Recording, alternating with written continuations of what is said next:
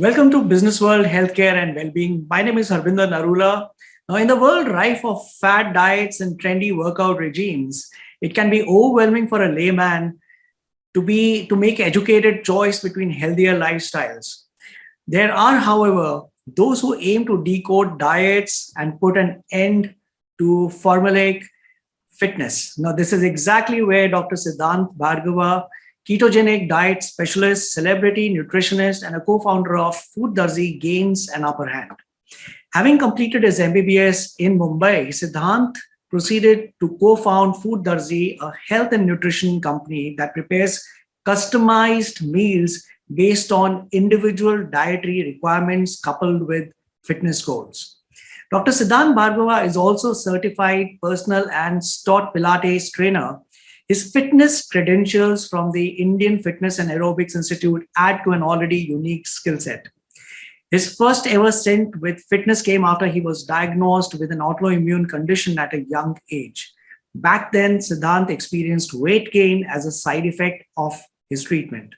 This young go-getter, instead of getting disheartened, he embraced this discouragement and channeled it towards bettering his lifestyle choices.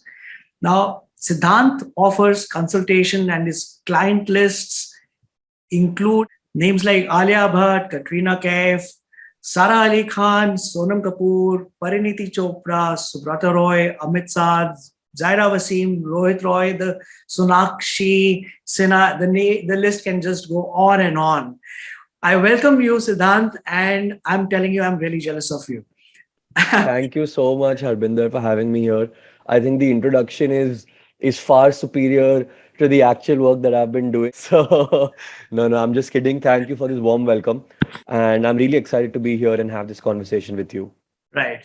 So, Siddhant, I'm going to begin with you telling us a little bit about your journey from being diagnosed with autoimmune disorder to being a doctor, now being a fitness and nutrition coach to celebrities. In many of us, there is that trigger that turns into a catalyst that makes us do what we do today. What was it in your case? So, what I genuinely believe is that I was a firm believer of life is very short. Okay. This changed in my college years, or maybe this changed a couple of years ago. So I genuinely believe that life is very long till life starts. And once life starts, life is really short. So as a college student, I was always, my dad is a doctor, my granddad's a doctor. Uh, there's this lineage of ear, nose, throat surgeons where they've written the books that we've studied in MBBS. So that was the dream, right? The dream was to take over and the dream was to become a doctor. And I think I did everything right because up until school, up until 12th, I got into a government hospital in Mumbai. My rank was up there. Everything seemed fine. Now, what's that happening was that in college, I started losing a little interest in medicine, just a little bit, because what I started realizing was that my dad has managed to give me this lifestyle at the age of 45. I remember the trips that he used to take me on when I was 6 years old versus the trips that he's taken me on when I was 16 years old. So the lifestyle that I got used to, I knew I wouldn't be able to provide it for myself until I was, say, at least 40, 42, 43. And that started creating some kind of a problem in my head because I started my first business in college. So there was this college trip that I wanted to go to, and I'm pretty spoiled when it comes to materialistic things or spending on myself. And I'm very honest with that because I believe in giving myself what I like. So in college, I started my first business, which was selling bones. So I identified a loop or a gap in college where people who had close connections with their seniors always got their bones, like the bone set, the skeleton that you have to study from for cheap. But the ones who didn't manage to. So I started collecting bone sets from the interiors of Maharashtra, which costed me about 1,500 bucks. And started selling them to the kids in Mumbai, which I would be able to sell for 5,000, 6,000, 7,000 rupees. So that was my first business, and I loved the taste of it because I realized that you can do so much more with just, not being conventional.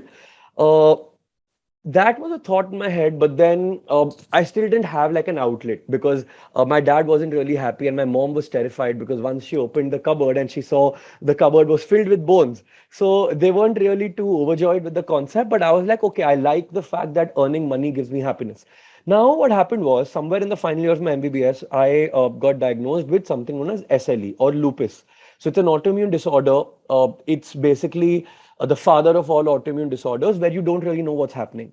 Now, that played a very pivotal role in my life because I had to rebuild myself all over again. Now, it sounds a little dramatic, but if you log on to my social media ever, you'd realize what that did because I turned into a very odd looking human being. And for a 20-year-old kid, I basically got all my confidence stripped away. So, apart from all the joint pains and like every time I breathed, there was pain because I had costochondritis, liver inflammations, etc., etc. I lost all my hair. I lost a lot of color, and that ruined my confidence a lot because I couldn't look myself in the mirror. I couldn't go out. So I was in my room 6 months of just doing things which are not very appropriate for a 20-year-old.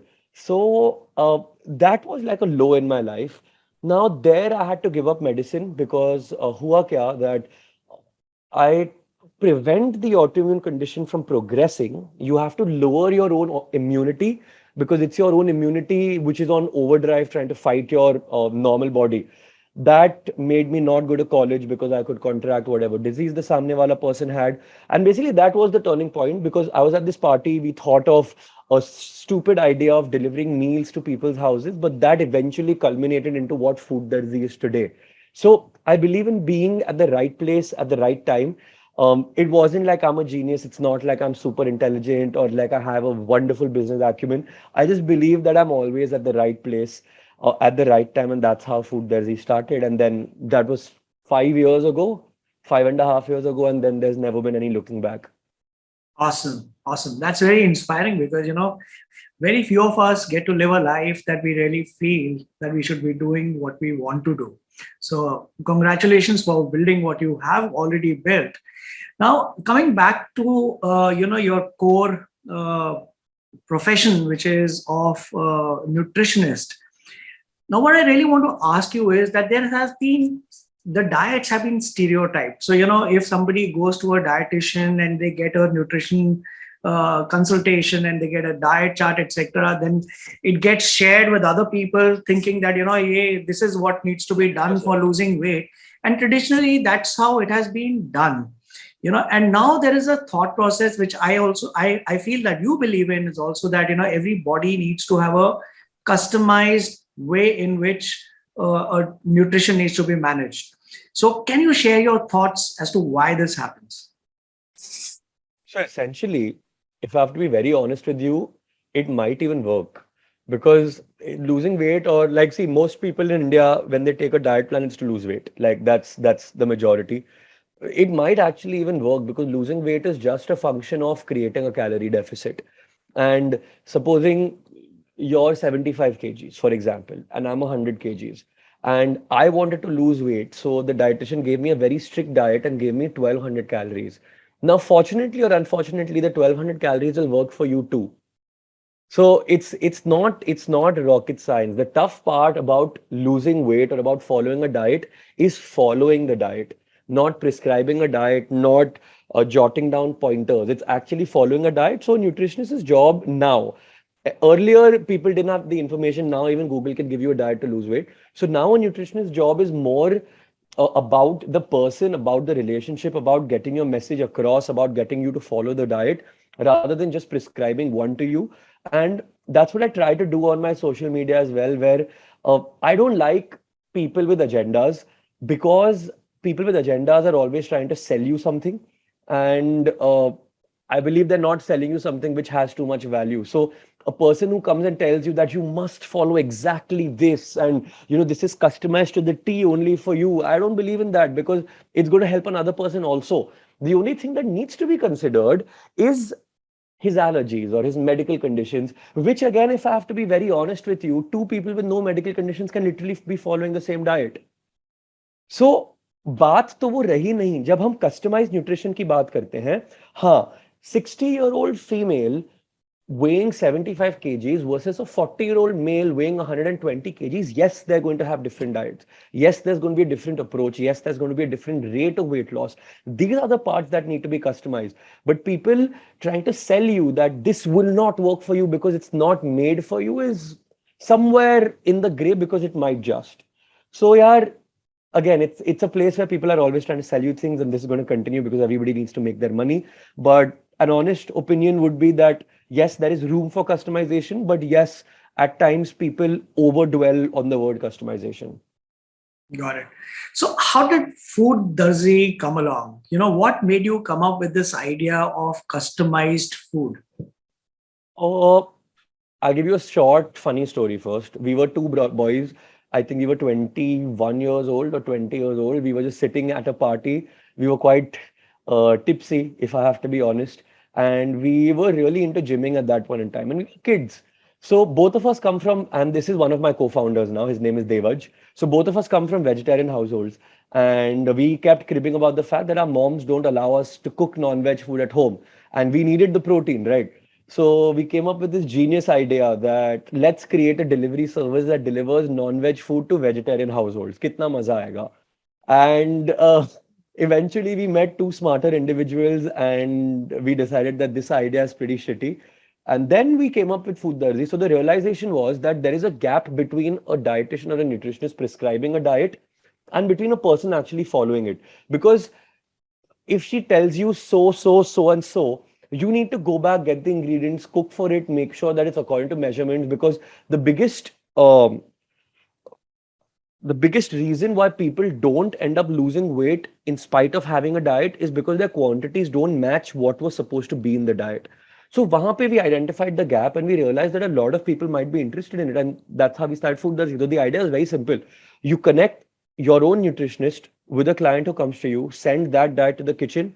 The kitchen can then make that exact food and then you deliver these meals fresh every day to that person. So you're giving him macro counted, calorie counted meals. You're making sure that they're tasty and do not taste like diet food because there's no need to. If you're counting everything and if you're accounting for everything, the food can actually taste pretty tasty. And then you need to make sure that it happens every single day because becoming healthy is not just about a singular meal. It's about doing this over and over again till you're actually healthy. So that's how the concept of Food Darzee came about. So, Sid, there's a lot of emphasis on nutrition, diet these days. But give me an honest answer. Just following a diet or a nutrition, can it do wonders, or is it a part of a larger lifestyle that a person needs to manage? Part of a larger lifestyle for sure. Because a person who only believes in following diets and then not following diets and then following diets and then not following diets, one traumatizes himself or herself because it's tough. And I've been a victim of this too, where it's called yo-yo dieting, where you keep moving up and down and up and down and up and down. And honestly, it works for certain people with very blessed genetics. It might work for them in the long run also, but for most people, it just lands them becoming like that in the long run because you lose a lot of muscle. Your mental self-control when you're on the diet is okay, but then what about when you're not on the diet? You completely let loose. So I don't think it's very sustainable. You need to come up with a diet which is a mix of healthy and unhealthy, which you can do on an every single day basis. And when you really need to tweak something, that's the time when your strength or your mental stability comes in the picture that ab meko ye karna hai. But apart from that, there has to be some staple, which the way I call it is it needs to have 80% healthy foods and 20% fun foods. And that is something which is sustainable. And you should be okay with being a little bit above what you want to be in terms of your weight because at least you're at peace mentally. And then when you're gearing up for something, of course, change it.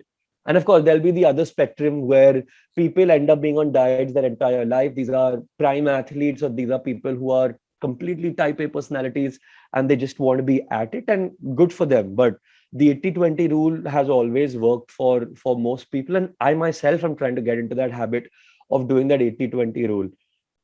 Got it. So I believe you're a big believer of keto diet. Is that true? Used to be. Okay.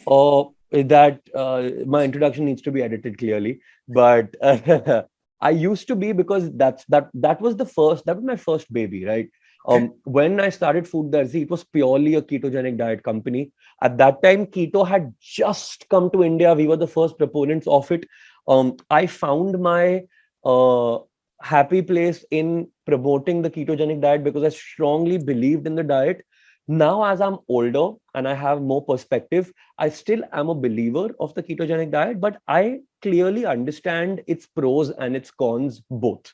So I love the diet. I think it does wonders, but it can do wonders only for certain people because most people can't end up following it. And I understand that now. Who does it work for? It works for anybody who can stay that disciplined because you end up cutting out a lot when you're on keto. Like imagine your life without carbs. For most people, it's unimaginable.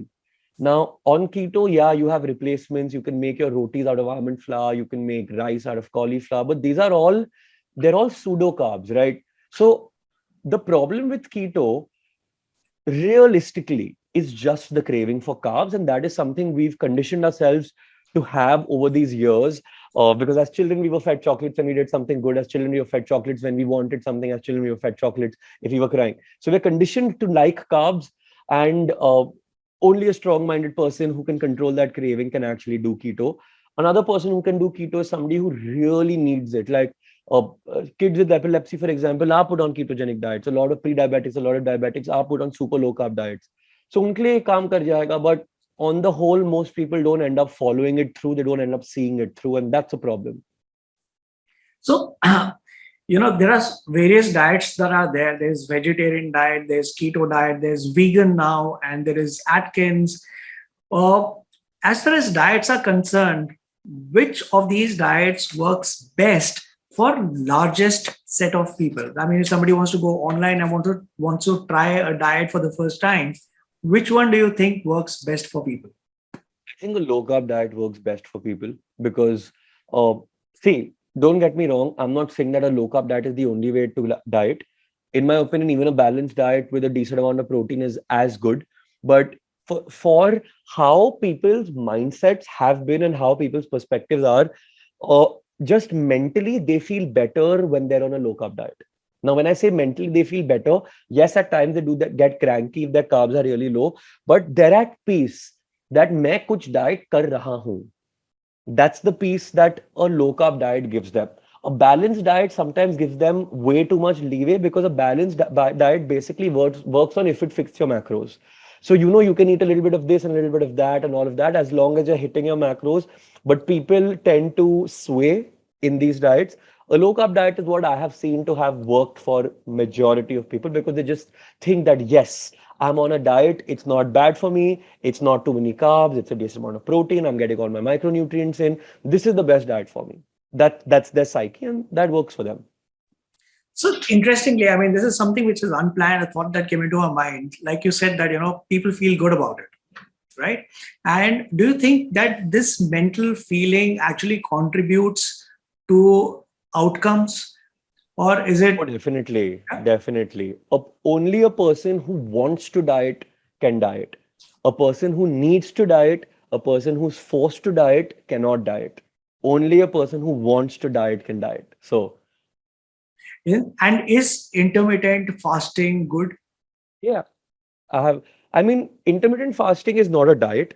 Intermittent fasting is purely a personal choice because the benefits of intermittent fasting that people claim basically 19-20 का फर्क पड़ता है. It's not whoa because chalo, I'll give you an example. People think they lose a lot of weight when they're doing IF. It's because they've cut out their breakfast. No, तभी if you were eating 4 meals and now you're eating three, technically you've created a calorie deficit and that's why you're losing weight. But people think it's because of the intermittent fast that they're losing it. In a way, yes, because it allowed them to cut out a meal, but it boils down to a calorie deficit. But intermittent fasting works for a lot of people based on the kind of schedules we have. Like I intermittent fast forever. I don't remember the last time I've had breakfast except if I'm on a holiday because like I woke up 5 minutes before I spoke to you. I usually wake up an hour later than that. So by the time I'm in office, it's already 1:30. And by the time I go back to sleep at night, it's about 5. So between that 5 and 1:30, मेरा intermittent fast हो जाता है. I pick up my lunch at about 3:30. I have a snack around 7:30. I have a dinner around 12. So I eat 3 meals a day and I intermittent fast most of the time anyway. So it's a very personal preference, and if it works for you, it works for you. But it's not magical. So does it not? So a lot of people say that when you do intermittent fasting, they you allow your system to digest the food, etc., and all that is myth. Completely, because if you had this conversation with another nutritionist, she'd tell you that intermittent fasting is horrible, and the only way to diet is by eating 6 meals a day, eat every 2 hours, because it keeps your metabolism running, which again is bullshit. So basically, again, it comes back to the same point. It's all about agendas. The diet that you are selling is what you will propagate. And those concepts is what you'll keep talking about and talking about. And once you've spoken about something at length forever, you start believing in it, and then there's no turning back. So it's important for at least a person in my space where I'm educating about like 4, 5 lakh people to be able to adapt to new research and to be able to go back on my word if my word doesn't hold true anymore. So yes, there have been times like 3, 4 years ago, my concepts on nutrition or my concepts on fitness, on health were different. And now they're different because I'm older, I'm more mature, I've spoken to more people, and I've read more research papers. Got it. Now you're talking about impacting people. So I've started following you on Instagram, and I observe that a lot of reels that you are putting out are sharing useful information. Hmm. So how has your journey been on changing the consumer mindset about the way of healthy eating? Oh, it's a tough question because I don't know, frankly. The thing with social media is that you don't really know if you're making an impact to all the people that you're speaking to. Yes, you definitely make an impact to a few people, but not to all. So I do get a lot of messages, I do get a lot of emails where people claim that, after what I've educated them about, they're making healthier choices, they're making smarter decisions. Um, They've probably gained weight, lost weight, reverse their pre-diabetic conditions, things like that. But you take all of this with a pinch of salt because you never know if it's true. And secondly, you don't know who actually is listening. So I believe that some part of my audience is a little smarter and they're making better health decisions. I believe their consumer mindset has changed from purchasing products that have the best marketing to purchasing products that have the most straightforward information. And I think that's what I want to continue doing in the future also. Awesome. So one more thing I really feel is that during the pandemic, everybody was talking about better lifestyles. We were talking about good food, healthy diets, etc., and how people were concerned about raising their immunity levels, etc. And when the lockdown got over, when everything is open, you don't find a space in any restaurant. Yeah, So do you really think that the pandemic has changed the mindset, or was it a very it did. temporary fad It did. during the period? No, I think it did change the mindset. I don't think it was temporary. I think it's going to occupy some level of permanency. But then again, we're humans and thinking about our present is more important than thinking about our future. So having fun tomorrow is more important than not having COVID 2 weeks after that because we had fun tomorrow. So once the pandemic lasted 2 years, it was just done. Like I myself am done. Like I honestly don't care if I get COVID anymore because I know that the virulence of COVID has reduced so much that I'm not going to die. The only reason I was scared in the past is because my parents are now almost 60 and my grandparents are 85. So I don't want to be responsible for them getting COVID. But otherwise, I understand it's a common flu and it's going to pass. And that's the same thing with people as well, right? Nobody is okay to keep their life at a standstill because they did when it was required. But it's no longer required and they're out again. So I don't judge them. Uh, Sid, when you customize food, I mean that's the core of Food Darzee. Is it for a specific person, or are you also customizing the food for certain health conditions, like custom foods for PCOD, or custom food for people who have diabetic, or custom food which should be consumed by cancer patients? So do you have such kind of programs as well? We do. We can customize it to most health conditions. We customize it to most body types, to most lifestyles, whatever it is. That's the thing with Food Darzi that no matter what customization you require, we manage to make it. Not great for business, very honestly, because so many customizations lead to a lot of more SKUs, a lot of more operational hassles, and you make a little less money. But this is what I want to do, and this is what I believe in doing. So Yeah, we offer every kind of customization. And you have a lot of celebrity clients who have a very hectic and lifestyle. They also, by the nature of their profession, there's a lot of anxiety that I find in celebrities, that at least that I have met and spoken with. How do you help them? Does food and nutrition Exactly, in my any friend. way play a role in the mental well-being? If yes, how? It doesn't. I mean, see, they're all insecure all the time. They're all conscious about their body image all the time. I'm not saying it in a bad way. I'm saying it in a matter of fact way because it's their job to look good. So I mean, if somebody was paying you 50 crore rupees to look good, who wouldn't be anxious about the way they look, right? So um, the thing with them is that they're always anxious, like as you mentioned. So not many of them are ever at peace, and it is a little difficult to deal with them. Uh, you basically become sometimes you're friends with them and you can calm them down and you can show them what reality is and or whether they're being overbearing, but sometimes you just can't. Sometimes you work like an employee for them and you provide them what they need and get it done with. So my starstruck phase got over 5 years ago once I dealt with my first celebrity. After that, I know their type, I know their kind, I know their how they function, and I'm okay with that, frankly. Plus, my partners always taught me this, that don't treat celebrities like they're gods, even though they're famous, because at the end of the day, for a business, they're only one client. And these celebrities are not promoting your business for free, anyways. So it's not like you're getting hundreds of people because they took it. So just treat them like a singular client, and your life will be easier. And I've followed that then.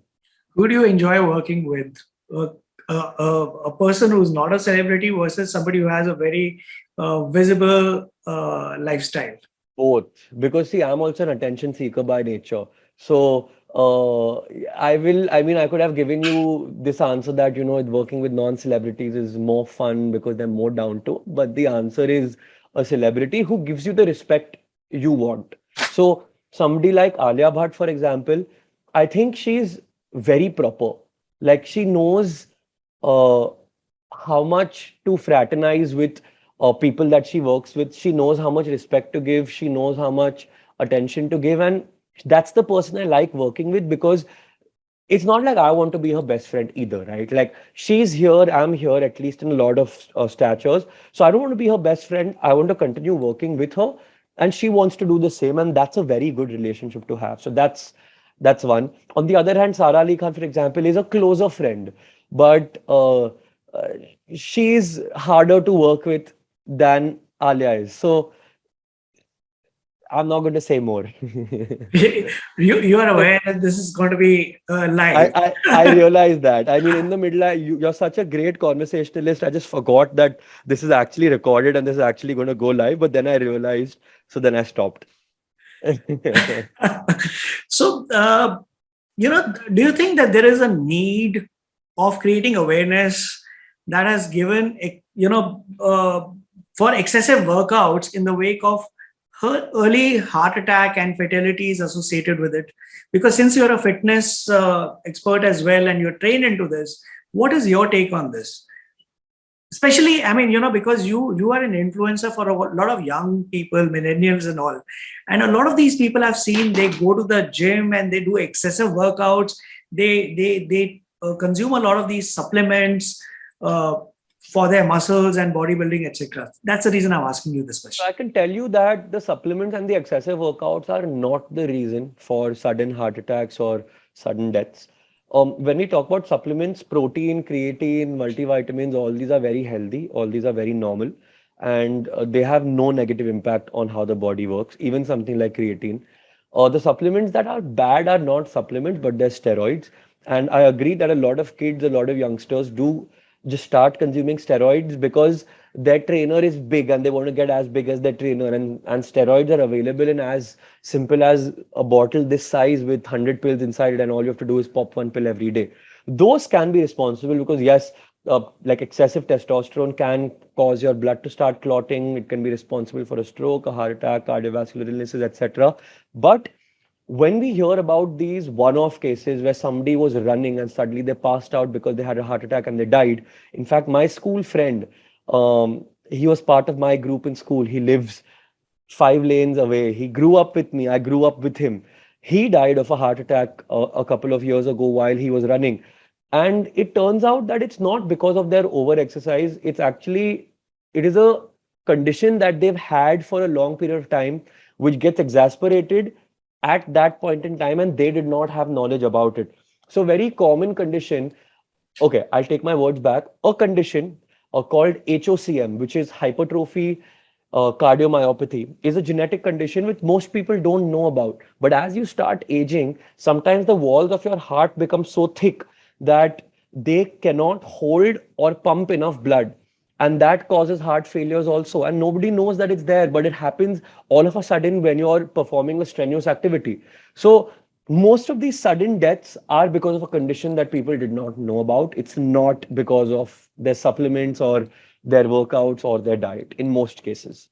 Got it. So what do you think is more important, limited eating or intelligent eating? Limited eating. Limited eating. Because the way I look at it is that it is a concept that I sort of give myself also, that you're born with a finite number of calories. Um, the more, and it's like a bank. Supposing I have only 1 million calories that I can consume throughout my life. As I start consuming more and more calories, I start reducing my life expectancy. And as I start burning more and more calories, I keep refilling this battery. Now, this applies to a person who puts on weight like I do. This won't apply to a person who's thin. For them, it's the reverse. But for a person like me, I put on weight like this. So for me, limited eating is the way my life is going to be, because the moment I don't eat limited, I know I will not be able to exercise 7 days of the week. And I know 3 days of the week I will go out and eat. And over there, in fact, I'm sorry, I don't know why I stretch this so much. Intelligent eating is limited eating. Okay. If you So eat intelligently, is the only way you can eat limited. Otherwise, tum sab khaoge. Like a person who loves food can't stop at one piece, right? right, right. So it's more of mindfulness that you have to create. Mindfulness, 100% mindful eating. I don't like using the word mindful eating because, again, it's an overused concept. Uh, Every single person who wants to showcase to the world that they're not just a conventional dietitian or nutritionist will say a mindful eating expert. So I hate that word, but yes, that's the correct word. Okay, so diabetics usually have sweet cravings. I don't know if there's a scientific reason for that or not, but usually when somebody tells you not to have sweets, you want to have them more Yeah. and more. And so are there any tips that you can share for diabetics as to, whether they can consume desserts, sweets or not? And second is, what is your view on, the sweet supplements, the sugar-free stuff or artificial sugar sweeteners in your food? So one tip for diabetics is that as long as you're on your medication and as long as you're consuming a very small amount of sugar, you're going to be fine. कोई फर्क नहीं पड़ता. Another thing you can do is always end up eating your sugary stuff when you've eaten something fatty, because the whole problem with eating sugary things is not the sugary things, it's how quickly they get absorbed into the bloodstream because they're sugary. So as long as you delay the absorption of these sugary substances into the bloodstream, you're good. And having a full stomach or having something fatty or having something proteinaceous in your stomach when you're consuming the sugary substance will always help. That's for diabetics. The second thing about artificial sweeteners is that study is not yet very comprehensive. Something like stevia, which is derived from plants, is good to eat. They haven't found any negative impacts of it, but the taste is not that good. It has a bitter aftertaste. There are things like sugar alcohols called erythritol, xylitol, maltitol, which again, not too many comprehensive studies have been done, haven't been able to prove that they're cancerous. If because that's the question most people have: are artificial sugars cancerous? Not yet. I consume a lot of erythritol, and I personally feel it's okay, but I don't have the correct information either because the correct information doesn't exist yet.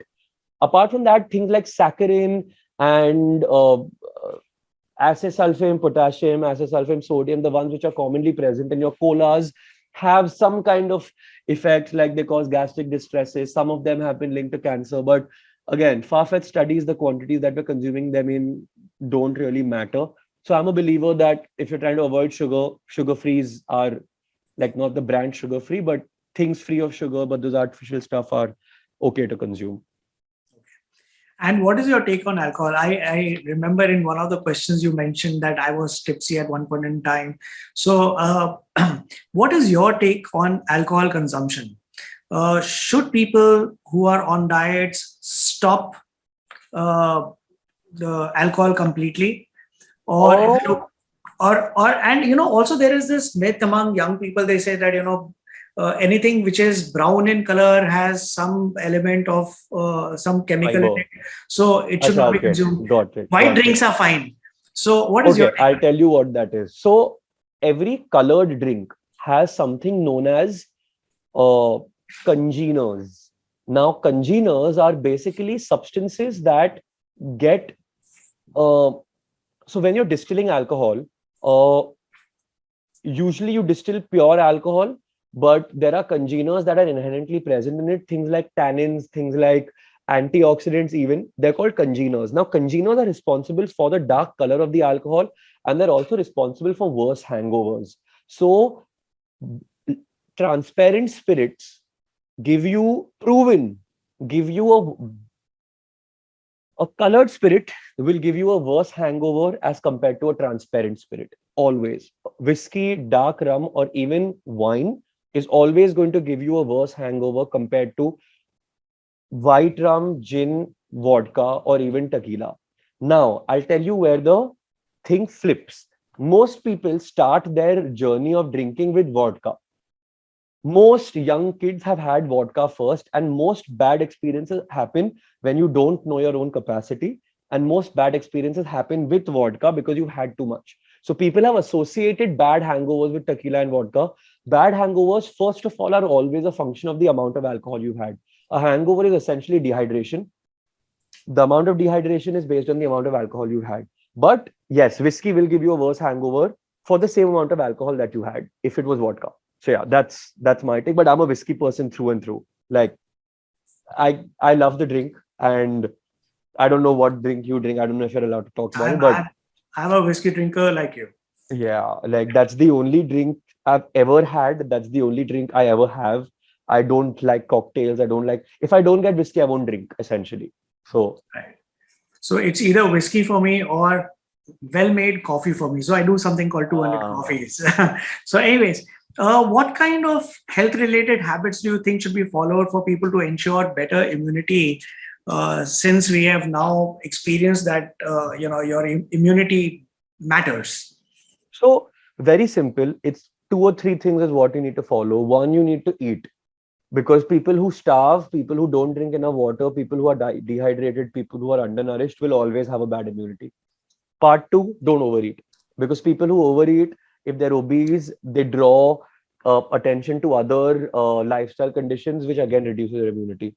So you want to be in the center, which is tough to do. It's easier said than done, but you want to try and be in the center. You want to exercise 4 to 5 times a week. You want to sleep about 7 to 8 hours a day. You want to consume antioxidants, which like berries. You want to consume anti-inflammatory like ginger, garlic. So you want to basically यार सच बोलूं तो कुछ नहीं करना है. That's the reality. If the immunity became such a big issue during COVID, but I mean I don't know. And nobody has been able to prove that doing all this gives you a better immunity because there is no calculation. There is no way to prove it. But yeah, if you're in a good state of health, you're known to have a better immunity. Again, it's a gray concept for me, is why I've given you a vague answer. But yeah. Got it. Let me move to your business part because I've taken a lot of your time on understanding the core of your background. Mm.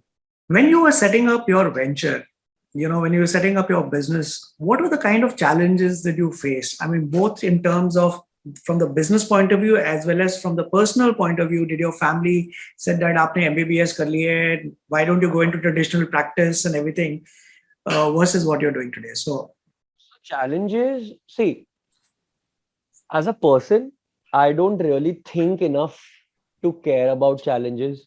Like, I'm not saying this to sound great, I just don't understand. Like, मेरे को नहीं समझ में आता है कि अरे this is a problem that I'm facing, it's a challenge. It just is part of what I'm supposed to do on a daily basis. तो वो हंसते हंसते निकल जाती है चीज. But I'll give you a more concrete answer. On a personal level, challenges, yeah, like for the first 7, 8, 9 months, my parents still thought I was doing my internship. They didn't know only that I'm actually not going to my hospital to finish my internship, but I'm going to Food Darzee to do this. When they found out, they were pretty furious. They didn't like the fact that I was selling food. Now that that's what my startup was about, but eventually those things changed. Those were on the personal front. Even with respect to a lot of people in my college, they used to see me delivering tiffins here and there, and they used to make a little fun of me and all of that, but I didn't really care because I was like, okay, if one day I will employ them. But on the professional front, challenges were a lot because the food industry itself is a difficult industry. It's very saturated. Food is something that cannot please everyone. Operations are very hectic. It's very dependent on human beings. Coming back to professional challenges, uh, these are the basic challenges of being in the food industry. Now you move on into the health food industry where food still needs to be tasty at the same time needs to be macro counted. Your quality control need to be very tight. You're catering to a large number of people. Uh, Innovation is a constant challenge. Client retention is a constant challenge.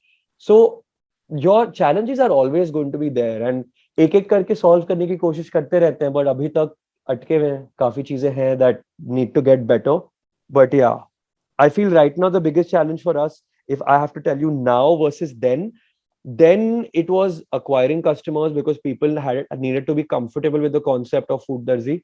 Now it's retaining customers because Food Darzee has become a goal-oriented nutrition company, and if you want to retain people, they don't have to think of you as just a goal-oriented service, but as a long-term service. So that was our challenge then, and this is our challenge now. So you're basically working on a subscription model, is it? It's a pure Right. subscription model. We do not do one-off meals at all. Yeah. So what is the future of subscription based on nutritionally fit food service in India?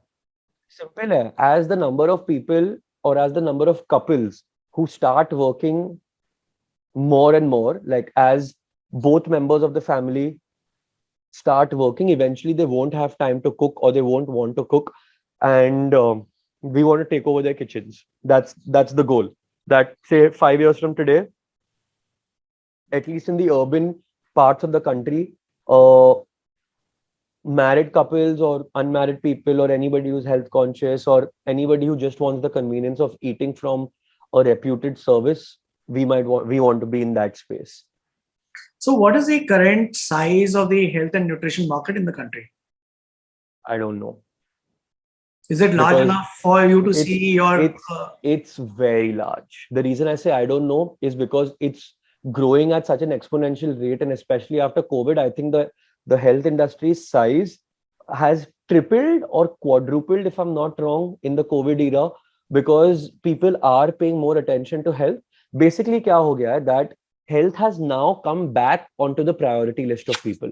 It's never going to be number one. Health is only number one for a sick person. Health is never number one for a normal person. So it's come back onto the priority list, and that's why the size is increasing. So do you think that the prevention, the one thing that has changed, because I'm interviewing a lot of senior doctors, healthcare industry players, etc., and one of the common answers that I'm getting from everyone is that one good thing that COVID has done is that it has brought in the mindfulness towards prevention rather than reaction. Yeah. So do you think this change in the mindset will work really well for a business like yours, a business like Food Darzee? Yes, it will. And no, it won't. No, because Food Darzee will still be regarded as bahar ka khana, and people have been more mindful that they want to eat better things at home, cook themselves because they trust it. Yes, because obviously people want to become healthy. People are finally associating their food and their dietary habits with falling ill, because this was the first time where people were told that your medicine is your immunity and your immunity can only be built if you eat right.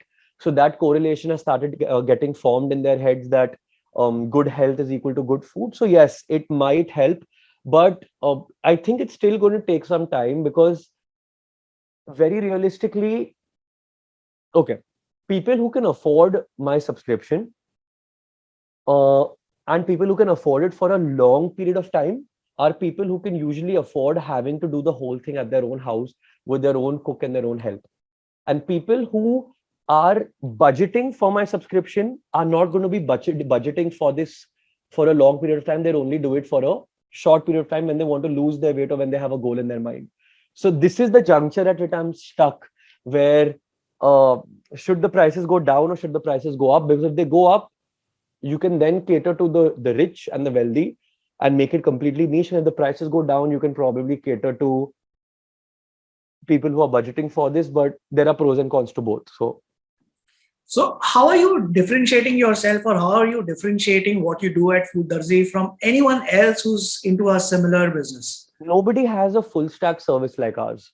There are a lot of people who do one-off calorie counted meals. There are a lot of consultation nutritionist clinics in India, etc. Nobody bridges everything together. That's why we are different. Like there are a lot of services. In fact, uh, two services that have stemmed from Food Darzee, where our ex-workers have gone out and started the exact same things, but they don't have a full stack service because it's difficult to manage. My company has 500 employees. 500 employees is a very large number of people to manage for a company of my size.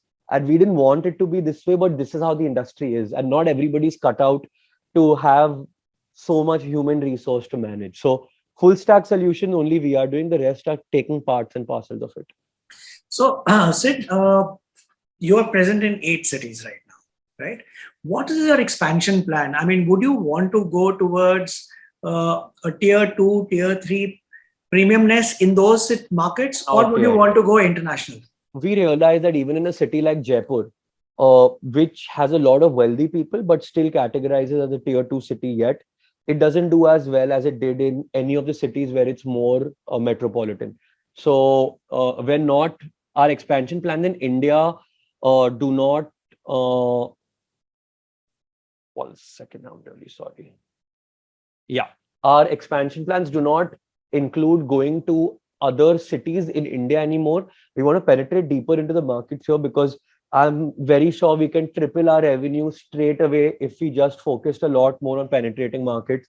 Because the number of people that are on the subscription right now is a fraction of the actual real health market who can afford the subscription. After that, we want to explore the international space because, like Dubai, basically everywhere. Yeah, I mean, 1 out of every 6 people in the world is an Indian. So you've got a market everywhere for this, and it can work. But abhi pehle deep, like we want to increase our numbers. We're currently doing about 10,000 meals a day. We want to get to a place where you're doing 50,000 meals a day. That's when you become really large. That's when the revenues are multifold, and that's when you can think of, then you can think strategically all the time. Right now at this stage, you're still hand to mouth in certain situations, you're thinking strategically, but you're also very heavy on operations and things like that. When you're at that level is where the real businessman vibe comes into the picture, where you can enter office in suits and make those decisions. Right now, enter office like this, a typical startup environment. So, are you looking at raising capital? Depends. So this year might be crucial. Uh, we we're not 100% sure whether we need the money per se, but we need a person who can really help us scale. And we haven't seen a person whose vision is aligned with ours yet. पैसे तो बहुत लोग दे रहे हैं, but it's not the money. It's that person or that strategic investor who can really help, because पैसे तो अभी भी हैं, but we're not spending it because we don't think that we know everything that we need to know to scale. That is what is stopping us from spending madly. Got it.